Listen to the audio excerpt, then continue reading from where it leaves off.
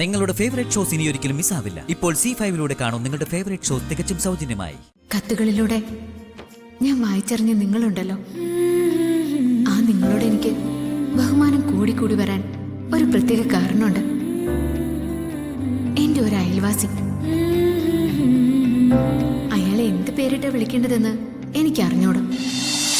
ഇതിനൊക്കെ അമ്മയ്ക്ക് മറുപടി ഉണ്ടോ?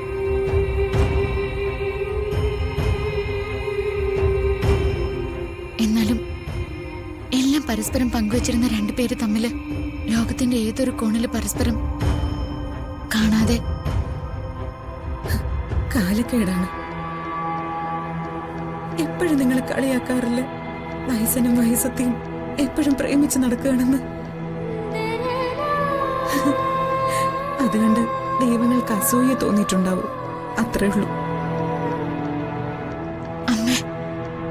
വേണ്ട മോളെ, എന്നത്തെയും പോലെ ഇന്നും കരഞ്ഞു തന്നെ ഉറങ്ങും. മോള് പോയി കിടന്നു.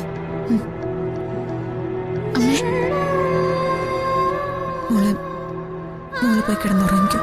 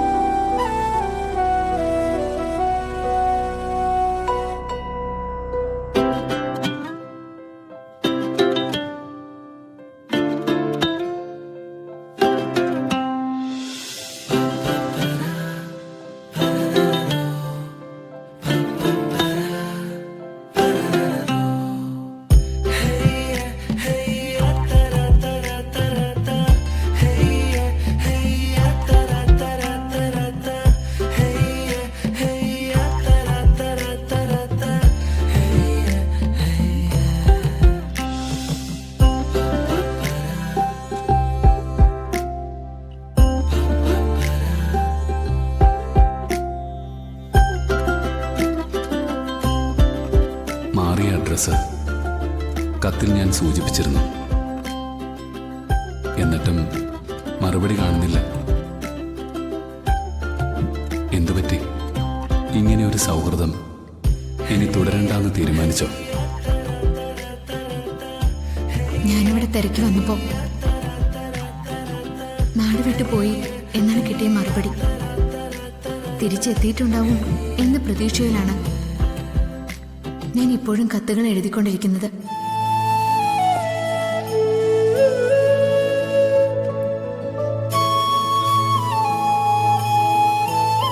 ഈ കാലയളവിനുള്ളിൽ ജീവിതത്തിൽ നിന്നും കുറെ കാര്യങ്ങൾ ബോധപൂർവമായും അല്ലാതെയും മറന്നു കളഞ്ഞിട്ടുണ്ട്.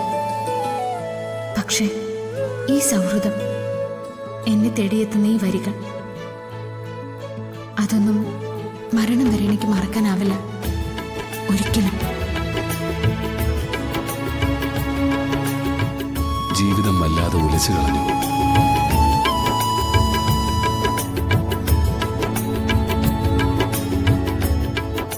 സങ്കടങ്ങളുടെ പെരുമഴയിൽ നിൽക്കുമ്പോൾ എപ്പോഴും ഓർക്കും, ഒരു വരിയൊന്ന് കുറിച്ച് അത് അടുത്തെത്തിയിരുന്നെങ്കിലെന്ന്. കാരണം തൻ്റെ വരികൾ തരുന്ന ആത്മവിശ്വാസം ഈ ലോകത്ത് മറ്റൊന്നിനും എനിക്ക് തരാൻ പറ്റില്ല. ഞാൻ എഴുതിക്കൊണ്ടേയിരിക്കും. എന്നെങ്കിലും ഒരിക്കൽ ഏതെങ്കിലും വഴിയിൽ ഇത് കയ്യിലെത്തുമെന്ന പ്രതീക്ഷയിൽ.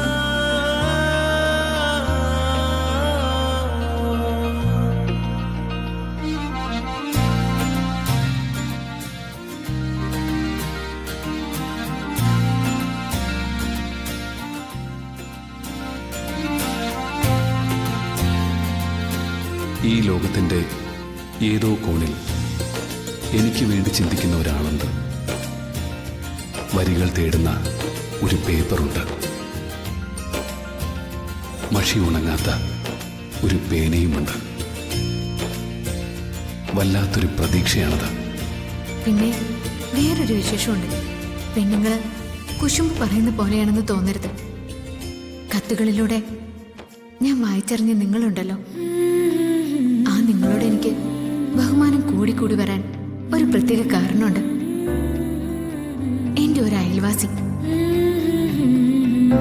അയാളെ എന്ത് പേരിട്ടാ വിളിക്കേണ്ടതെന്ന് എനിക്ക് അറിഞ്ഞോടും.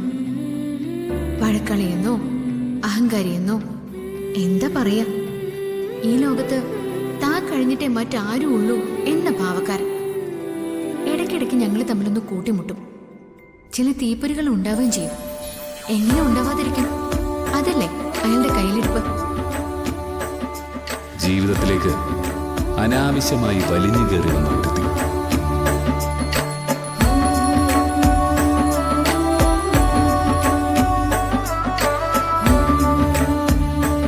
നേരം വെളുക്കുന്നത് മുതൽ എന്റെ ചിന്തകൾ ഇല്ലാതാക്കുക അവള്.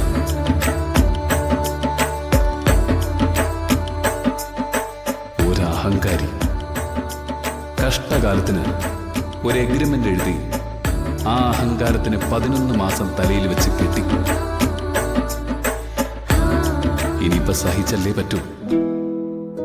ഇടയ്ക്ക് അവളുമായിട്ട് തല്ലുകൂടുമ്പോ ഞാൻ ആലോചിക്കും, തന്റെ കത്തുകളൊക്കെ എടുത്ത് അവളെ ഒന്ന് കാണിച്ചു കൊടുത്താലോ എന്ന്. ഒരു നല്ല പെണ്ണ് എങ്ങനെയായിരിക്കണമെന്ന് ആ കഴുതയ്ക്ക് ഒരു തിരിച്ചറിവ് വേണമല്ലോ. എന്തെങ്കിലും നമ്മൾ തമ്മിൽ കാണുകയാണെങ്കിൽ ആ മനുഷ്യനെ നിങ്ങൾക്ക് കാണിച്ചു തരാട്ടോ. അപ്പം മനസ്സിലാവും ഞാൻ ഈ പറഞ്ഞതൊക്കെ സത്യമാണെന്ന്. ഡൗൺലോഡ് ചെയ്യൂ C5 ആപ്പ്. കാണൂ എല്ലാ എപ്പിസോഡുകളും സൗജന്യമായി.